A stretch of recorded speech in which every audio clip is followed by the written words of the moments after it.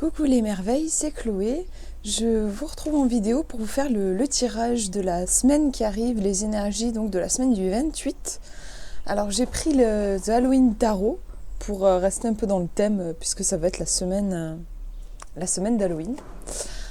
J'ai fait 3 tirages, 3 coupes exactement avec ce tarot, donc je vous propose de vous centrer et de choisir un chiffre entre du coup soit 1, soit 2, soit 3, entre 1 et 3. Et ça va désigner les énergies spécialement pour vous. Donc moi, je vais vous dire un petit peu ce que j'ai trouvé en 1. Si vous avez choisi le chiffre 1, en première carte, on a celle-ci. Donc ce sont des petits diables qui sont à la queue leu-leu.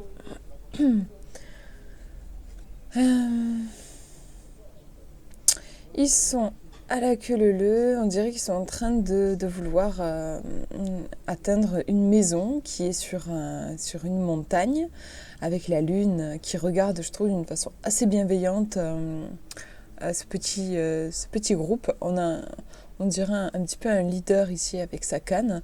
On a un enfant, un jeune qui se détache du groupe ici. Je dirais qu'on a l'idée de famille, vraiment, de lien ici, d'entraide. Donc ça peut être une semaine favorable pour être en lien avec les autres, tout simplement, plutôt que de rester dans son coin. Ouais, je vois vraiment le côté famille, hein, avec en fait la maison, qui rappelle vraiment ça. Le chat est en train de regarder un petit diable dans les yeux.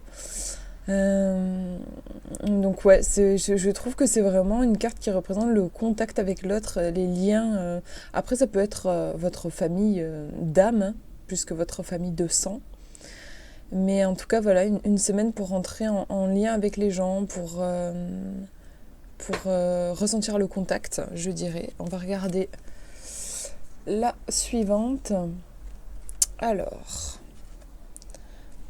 on a une reine de citrouille, la reine des citrouilles, donc, qui est bien installée sur son trône, avec son chat juste à côté d'elle, une citrouille ici, une autre qui sert de pot de fleurs, toujours cette lune qui a quasiment la même expression, hein, je trouve vraiment beaucoup de bienveillance pour vous, pour cette semaine. On retrouve le côté prendre soin avec la reine qui tient sous le chat. Il y a un côté très affectif. On a un petit lapin ici aussi. Il y a un côté apaisé dans cette carte. C'est pas une reine qui est autoritaire, je trouve, dans le sens froide, rigide. Elle a un sourire, elle a la tête légèrement sur le côté et elle est assise dans un jardin plutôt que dans un palais. Pour vous, je pense que c'est une semaine favorable pour prendre soin de vous, pour sortir avec des amis, pour renouer des liens peut-être avec des personnes que vous n'avez pas vues depuis longtemps. Il y a un côté, au niveau des mots-clés, il y a le bien-être en fait. Le bien-être, le cocooning, le lien. Prendre soin de soi et de ce qu'on aime en fait. Il y a un côté comme ça, je trouve, dans ces 2 cartes. Et j'ai un moustique qui est en train de me piquer, au secours. Voilà. Donc, vous voyez s'il y a autre chose qui vous vient. Au niveau de l'attitude, j'ai pas parlé de l'attitude du chat, qui est ici très détendu et qui a un regard assez confiant. Il regarde sa maîtresse, entre guillemets, sûrement. Et en fait, vous voyez, on a toujours un échange au niveau des regards. Donc je trouve qu'il y a aussi avoir confiance en l'autre. Il y a un truc comme ça, je trouve. Voilà pour vous si vous avez choisi le chiffre 1. Si vous avez choisi le 2, on a le 2 de... les imps, c'est quoi ? C'est les bâtons, je crois. Avec 2 petits diables qui sont en train de se chamailler, et ce monsieur qui est en train d'essayer de les séparer, mais gentiment. Je trouve ça elle est assez sympathique, cette carte, je trouve. Peut-être qu'il peut y avoir un conflit pour vous cette semaine. Pas forcément un conflit avec quelqu'un, ça peut être deux parts de vous qui se chamaillent, ça peut être le cœur et la raison par exemple. Il peut y avoir peut-être des jugements intérieurs, voilà, deux parts qui vont se chamailler. Le conseil, ce serait d'adopter comme ce personnage en fait une attitude de détente plutôt qu'une attitude dramatique, en se disant oh là là, ils sont en train de se faire du mal, c'est affreux, c'est tragique. Non, non, ce personnage, il a l'air plutôt, voilà, je sais pas, je trouve qu'il a une attitude il est souriant, il est bienveillant, on voit il a confiance, c'est presque qu'il trouve ça, on dirait qu'il trouve ça mignon. Donc peut-être avoir une attitude envers vous, d'être indulgent, voilà, envers vous-même, si jamais à des moments vous sentez qu'il y a des parts, des pensées qui se chamaillent un peu entre vous. Voilà, être indulgent tout en, voilà, en essayant de les séparer, de leur dire on se calme, tout le monde peut avoir sa place, parce que souvent si on a des parts en soi qui se bagarrent, c'est que chacune essaye de prendre la lumière, entre guillemets, c'est-à-dire d'être sur le devant de la scène, et là il y a un côté peut-être aussi dire chacun a sa place. On a le chat, pardon, je m'étouffe, on a le chat qui est en train de regarder vraiment ce personnage, donc c'est lui la clé, c'est lui qui est au centre, c'est lui qui est vraiment important. Donc voilà, l'attitude à adopter pour vous, ce sera cette attitude-là de médiateur peut-être aussi en fait. On va voir la deuxième carte. Alors, on a ici les 10 de chauve-souris avec cette femme qui est, on dirait qu'elle est, elle est endormie. Il y a vraiment un côté, il y a deux mondes qui est séparé par cette ligne très droite, comme si on avait voilà, le monde réel et le monde du rêve. Je vais essayer de vous revoir aussi en faisant le lien avec la première carte que je vous ai montrée.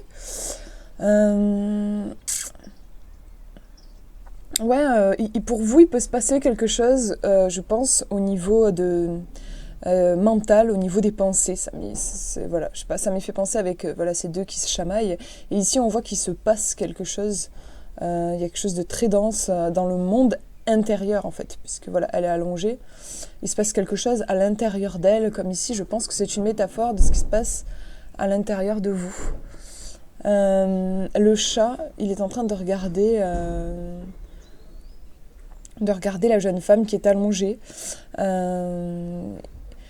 Donc je trouve intéressant parce qu'en fait l'attitude allongée, il y a une attitude de détente, de calme, mine de rien. Enfin, voilà, elle se repose, comme l'attitude ici du monsieur est détendue.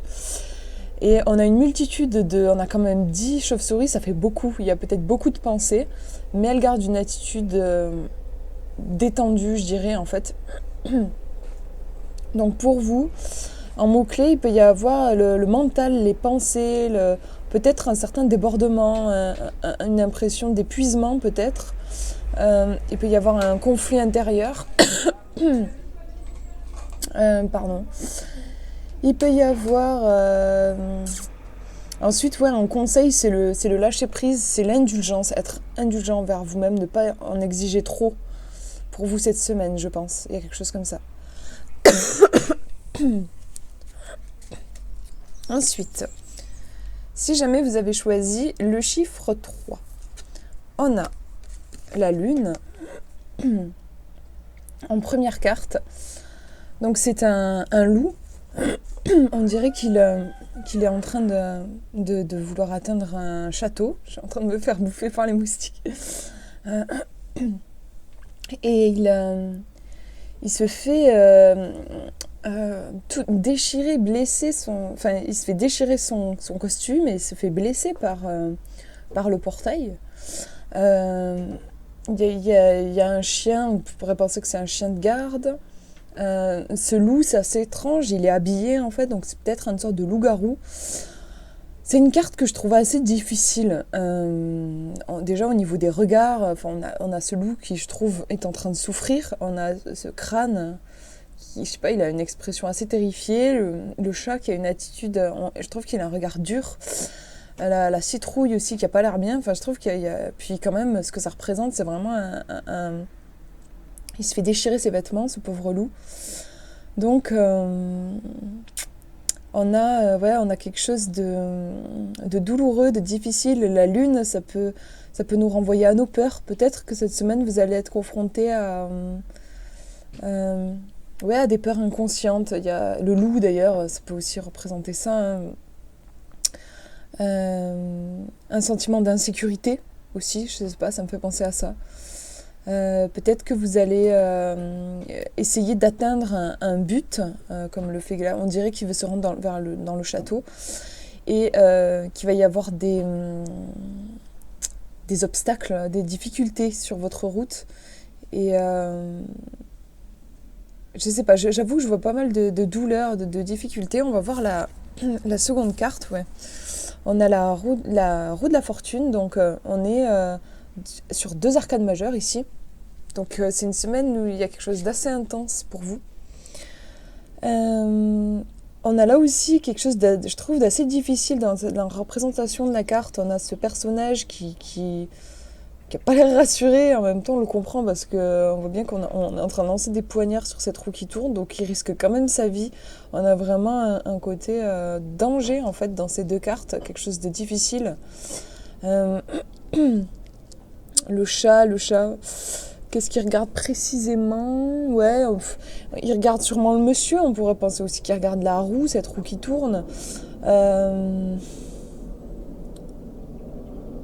En fait, ouais, dans ces 2 cartes, on a un côté, quelque chose de risqué, de difficile, de douloureux. Et du coup, je vais quand même essayer de trouver quelque chose une guidance, un truc positif, pour pas vous laisser comme ça avec un truc négatif. C'est intéressant ici parce que la roue, en fait, on dirait que c'est une roue de cirque. Je l'avais pas vu, mais il y a un éléphant derrière, ici. On a beaucoup de couleurs.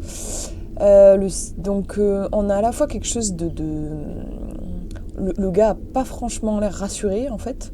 On dirait qu'il n'est pas là de son plein gré. Et en même temps, le cirque est censé représenter quelque chose de joyeux. On a cette ambivalence, en fait.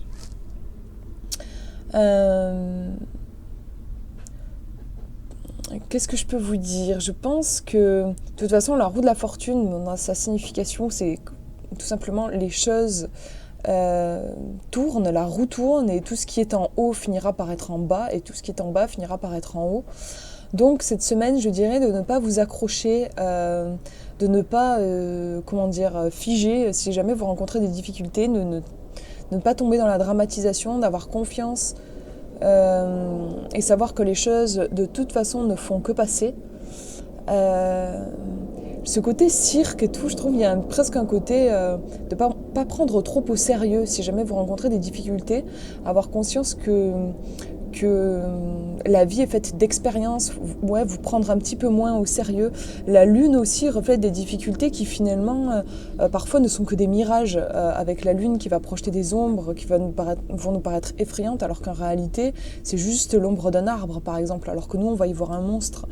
Il y a cette idée-là de peut-être si jamais vous rencontrez en effet des difficultés cette semaine, des angoisses, ça peut être ça en fait. J'ai l'impression qu'il pourrait y avoir pas mal d'angoisses, avoir conscience que ce ne sont que des angoisses entre guillemets, et que cela finira par passer, et que si vous regardez plus profondément aussi, il y a toujours un côté partie émergée de l'iceberg et ce qu'il y a en dessous. Et peut-être que ce qui vous semble très effrayant finalement est en train de construire quelque chose, où ça peut aussi vous apprendre des choses sur vous. Il y a toujours des leçons à apprendre.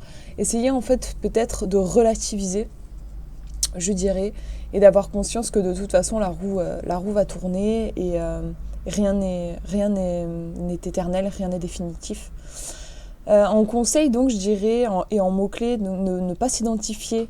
Il peut y avoir des angoisses, il peut y avoir la peur, l'inconscient, des contrariétés, et on peut vous demander du coup une certaine ouverture d'esprit, et voir au-delà de ce qui paraît évident. Parfois il semble évident qu'on a juste la poisse par exemple, mais réussir à voir derrière ça et se rendre compte des cadeaux qui se cachent parfois derrière les difficultés. Donc si je reprends cette carte, voilà, derrière le regard complètement terrifié de ce monsieur, on a quand même l'ambiance d'un cirque, quelque chose qui est joyeux, quelque chose autour de l'enfance et du jeu.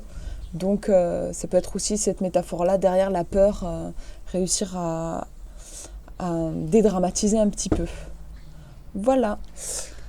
Écoutez, chez moi j'ai terminé cette petite vidéo. J'espère que ça vous aura parlé. Et puis du coup, je vous souhaite une très belle semaine. N'hésitez pas à me dire en commentaire si ça vous a parlé. Moi, je vous fais de gros bisous et je vous dis à une prochaine.